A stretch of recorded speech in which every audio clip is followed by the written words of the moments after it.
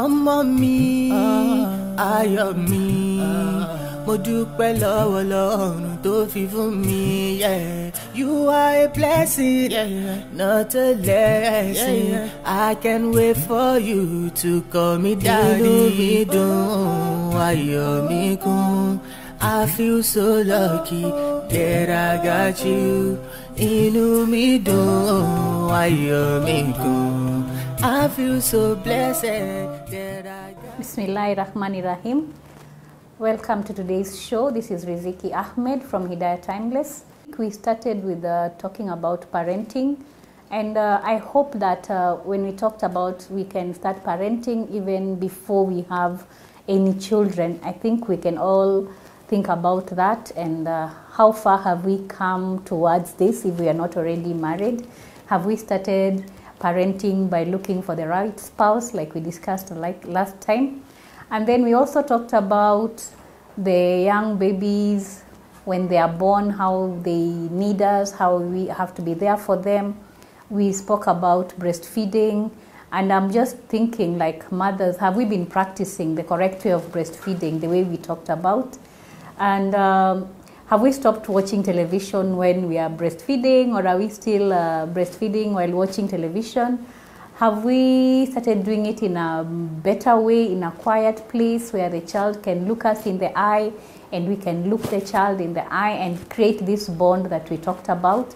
So let us all think about all the aspects we discussed last week as we go into today's subject, which is we are going to talk about children who are from the 1 year to 3 years. Remember, we talked about the trust versus mistrust, where we said these children develop trust because we are giving them all their needs. So they get to trust the world, they get to know the world is a safe place, and they grow up to be very confident human beings. So now when they get to be 1 year to 3, and this is where we talk about the terrible twos. I know anytime we talk about 2-year-olds, people talk about terrible twos. And they're not actually terrible twos. These are just children who are trying to be a bit more independent after being a human being that you depended on everybody for all your needs. So now when we talk about the 1 to 3 years, what is happening here? The 1 to 3-year-old is now a child who is gaining a bit of more independence. They are starting to walk, they are starting to feed themselves, they are starting to say a few words, they know how to make sentences, and they're very excited with everything that is around them. So we get these children who are very excited, very confident, and we do get a bit worried about how to work around them. And this is a very, very sensitive stage. The 1 to 3 years is a very sensitive stage. Our children at this time are developing their self-esteem. And as we have said, they want to gain some autonomy. They want to have a bit more independence. This is where children will tell you, I do not want to wear this dress, I want to wear this dress. So they want to have a choice of what to wear. They want to have a choice of the toy they want to play with. They want to have a choice of what they want to eat. They want to be given an opportunity to decide things for themselves because they're gaining a bit of independence. And at times this can be a bit scary for parents because we are so used to doing everything for them, we start feeling like this child is taking over and we are being relegated back. But this is the first steps to letting go. We know that when our children grow up and they are getting married, we are finding it very difficult to let go. We want to go with them into their marriages where we are totally interfering and messing up. And I'm talking this to all the mothers who are here watching and their fathers. If we start letting go early, we will not interfere with our children's marriages. We'll be able to just advise and stay on their side. So this 1 to 3-year-old is also now trying to gain a bit more independence. So we need to start letting go. We need to ask them, what do you want to wear? We choose for them, but we let them make a choice. And this time they are learning what is right and what is wrong. So here as Muslim parents, we can put in some values of what is right and what is wrong. What should be spoken, what should not be spoken. How should it be spoken? We can start using polite language and train these children. After eating, they can say Alhamdulillah. We can teach them that. Before eating, saying Bismillah. This is the time when we start teaching them things that we want them to have because they're now learning what is right and what is wrong. This autonomy versus shame, why are we using the word shame? This is the time the child realizes that when they wet themselves, that they feel a bit of shame. If they are learning how to toilet train and they mess, you can see they feel very shameful. And I always like to say that when you look at a child when they are maybe passing stool in a room where there are people, they will usually go to the corner, stand very quietly, and they will even be feeling they want to hide. Why do they do that? Because they know they are doing something that is not very nice, something that is not highly appreciated by everybody. So they feel a bit of shame. So what should happen during toilet training? This is where we usually break our children.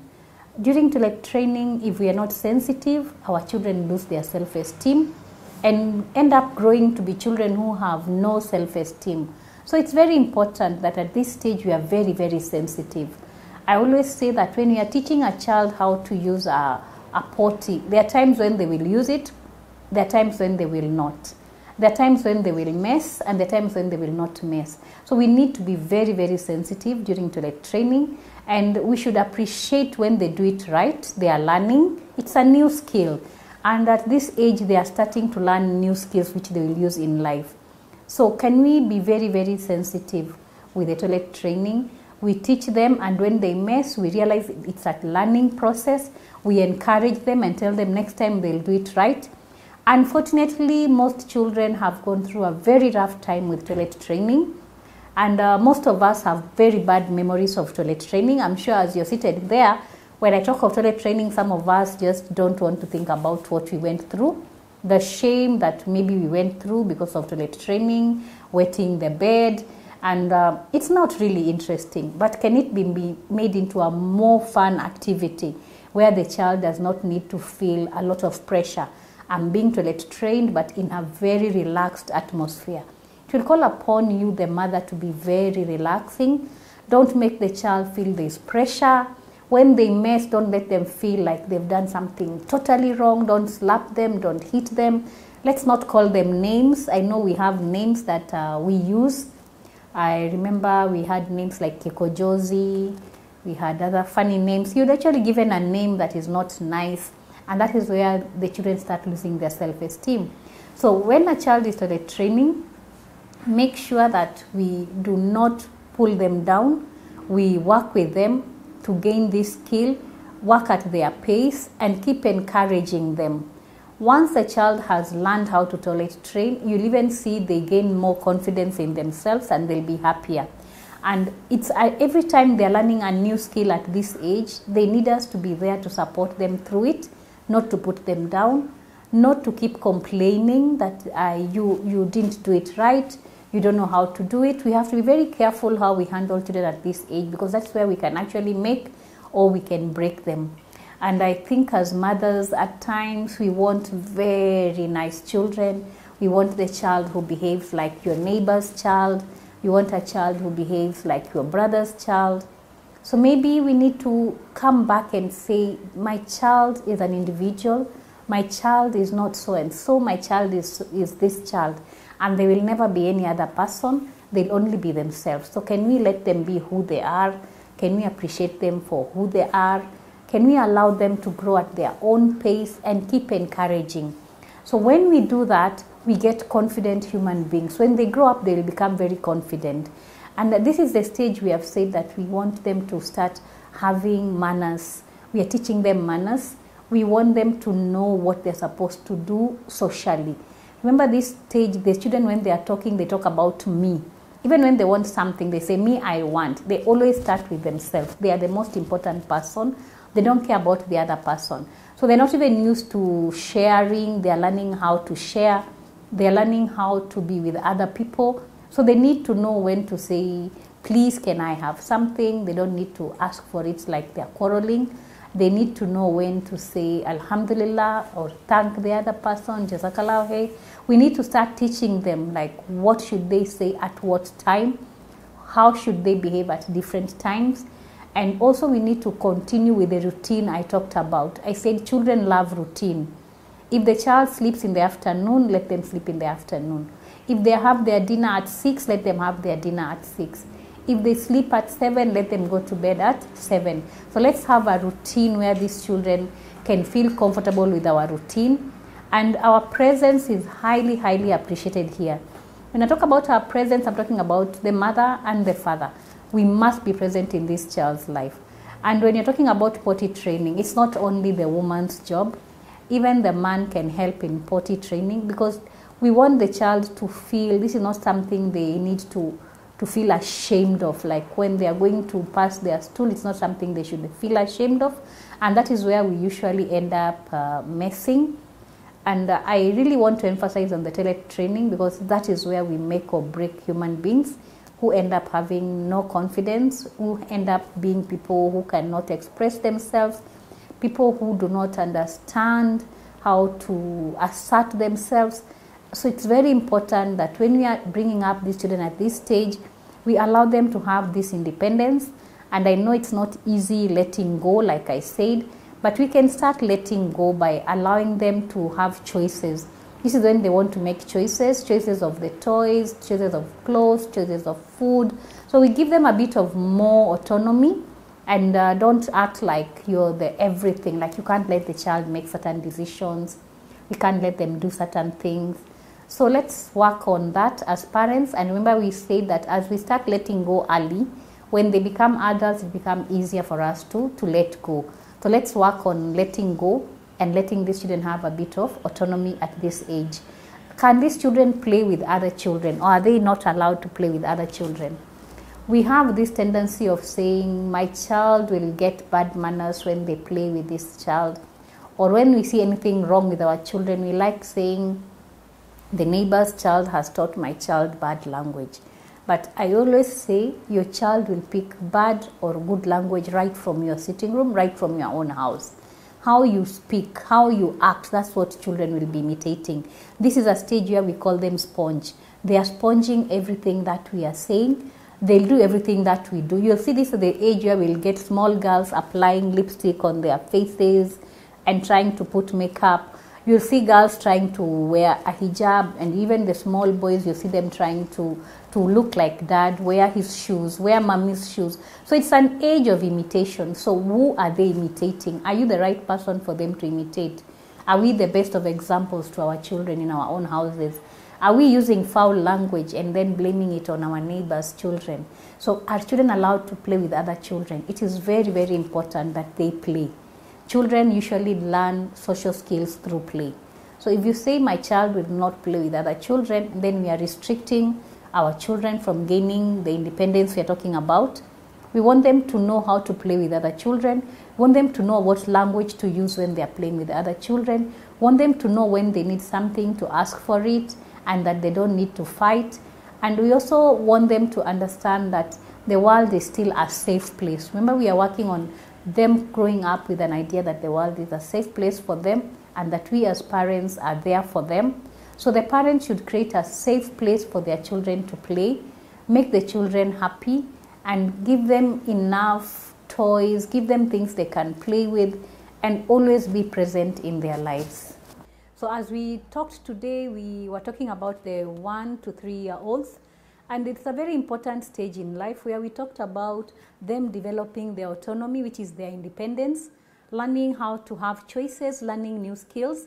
And we said on the reverse, if they don't learn this independence, they develop a sense of shame and a sense of doubt.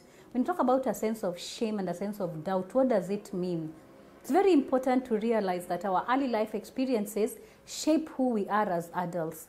I'm sure as we are seated, wherever we are seated watching this show, we can try to remember people we have met, people who seem to have a problem with their self-esteem, people who cannot assert themselves, and maybe this can all be traced back down to this stage of just learning how to gain a bit of independence in the early years. So it's very important that as parents, we always remember that when we are parenting these children at that early stage, we are actually making them become very good adults in their adulthood. So what I'd like us to look at is what will happen if we don't help these children negotiate this stage very well. We talked about a stage where they are now getting an independence, where they want to make choices, where they are learning what is good and what is bad, where they need to play, they need to explore, and where we talk about them having tantrums. Why are they having tantrums? Why are we calling them the terrible twos? This is where we have a problem. This is because as parents, we are so busy trying not to allow them to have these choices. We don't want to give them a bit of independence. We don't want them to do anything by themselves, yet they are learning new skills. They need to try and learn the skills that they are learning. So we need to give them that space, let them grow within their space. So it's very important that we allow them to have that space.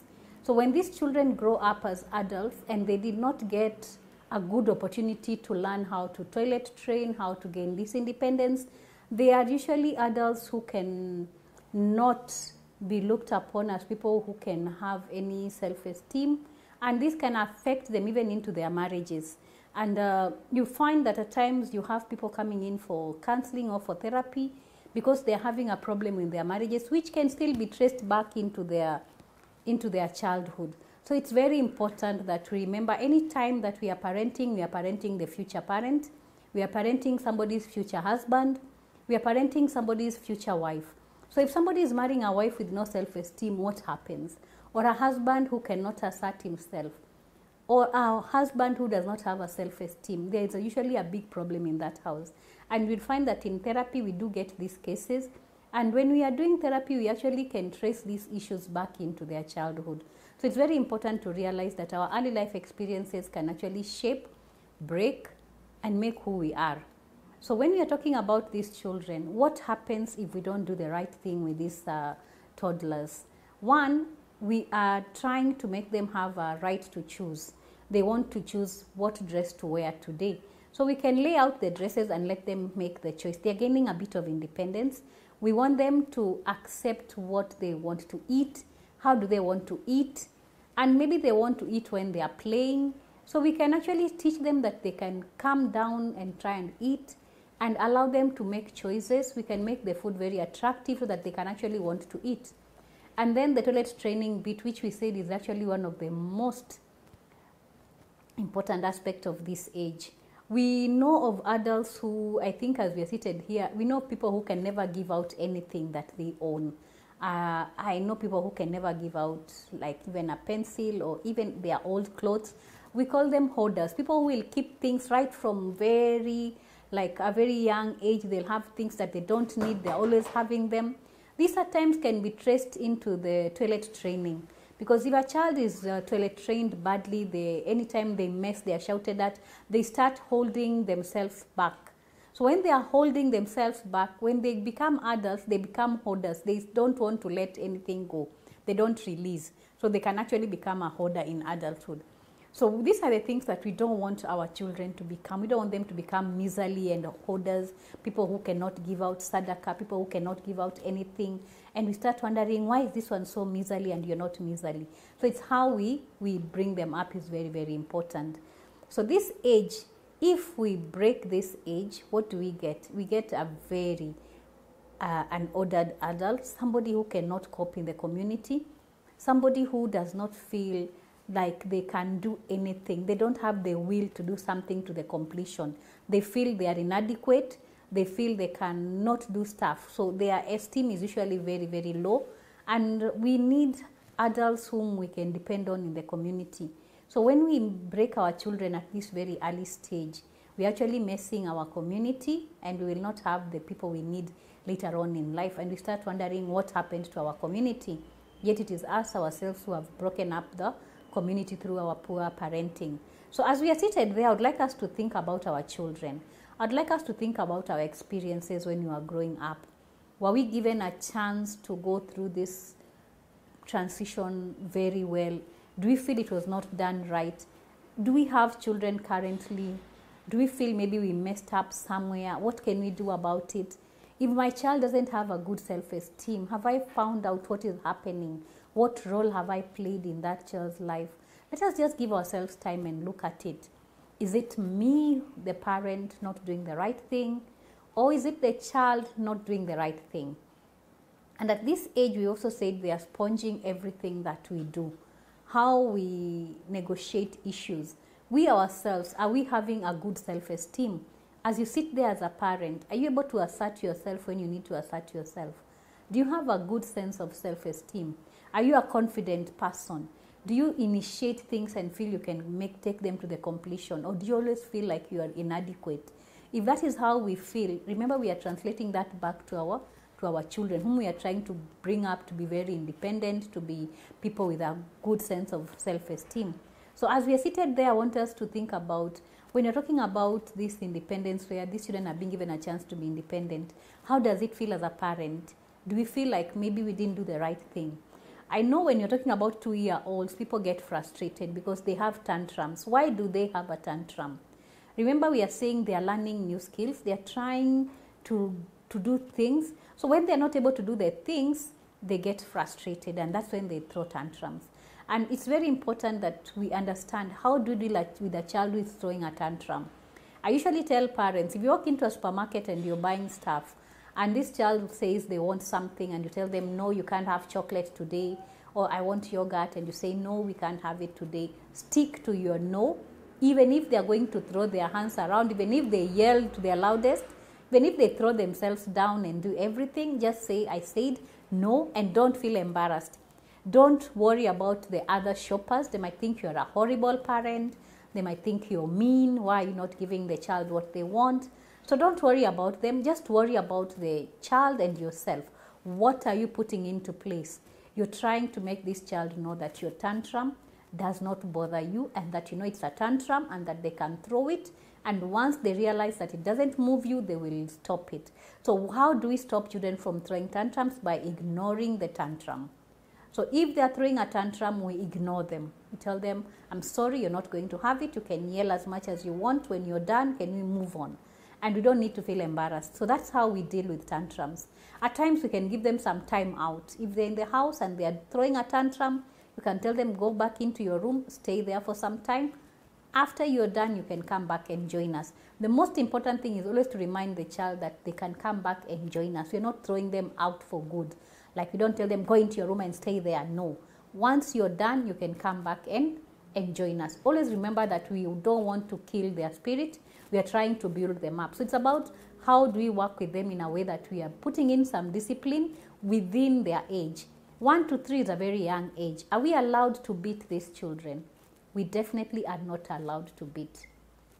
And as Muslims, we know the age that we're supposed to start beating, and 1 to 3 is not one of those ages.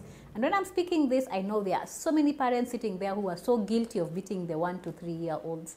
I do not understand why we are beating a 1 to 3-year-old. They're still learning. They're still gaining new skills. They're still trying to understand this world. They're still trying to know, are they in a safe environment? And then when we hit them, then we really mess up.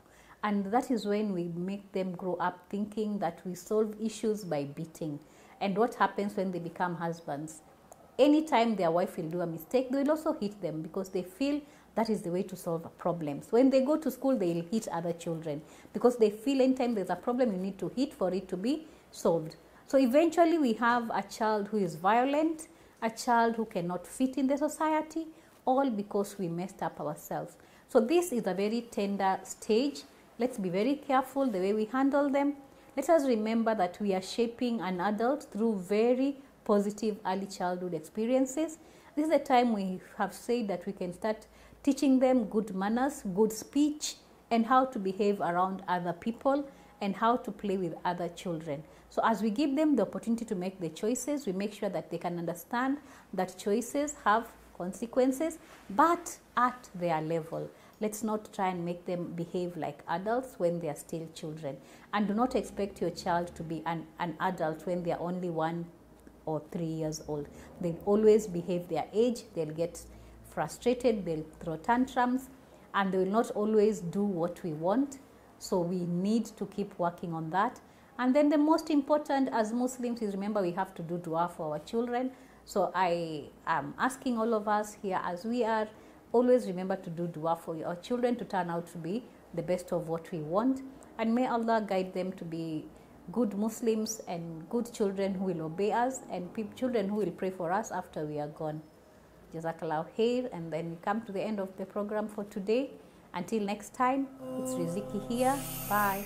Ọmọ mi, ayọ̀ mi, mo dúpẹ́ lọ́wọ́ Ọlọ́run tó fi fún mi, yeah. You are a blessing, yeah, not a lesson. I can't wait for you to call me daddy. Inú mi dùn, ayọ̀ mi kún. I feel so lucky that I got you. Inú mi dùn, ayọ̀ mi kún.